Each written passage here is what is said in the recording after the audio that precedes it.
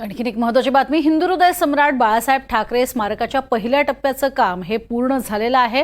उद्धव ठाकरे आणि आदित्य ठाकरेंसह ठाकरे गटाच्या नेत्यांनी या स्मारकाच्या कामाची पाहणी केली आहे। शिवसेनेचे 2 गट पडल्यानंतर मुख्यमंत्री म्हणून एकनाथ शिंदे यांनी देवेंद्र फडणवीस यांच्यासोबत या स्मारकाची पाहणी याआधीच केलेली होती जेव्हा ते मुख्यमंत्री होते। त्यामुळे बाळासाहेब ठाकरे यांच्या स्मारकासोबत श्रेयवादाचं राजकारण सुरू झालं होतं।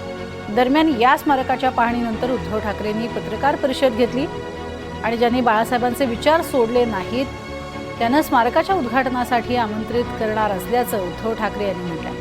शिवाय स्मारकाचं उद्घाटन करताना जे सरकार असेल त्यांना श्रेय जाईल असंही ठाकरेंनी वक्तव्य केलं होतं। त्यामुळे फडणवीस सरकारला ठाकरे स्मारकाचं श्रेय देणार का अशा चर्चा आता रंगू लागल्या।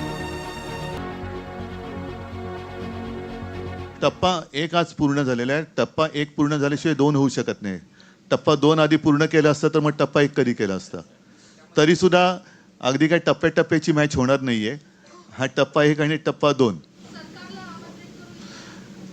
ज्यांनी बाळासाहेबांचे विचार सोडलेले नाहीत ते सगळे आज सुद्धा येऊ शकतात। स्मारक का उद्घाटन होते समय जो सरकार रहेगी उसको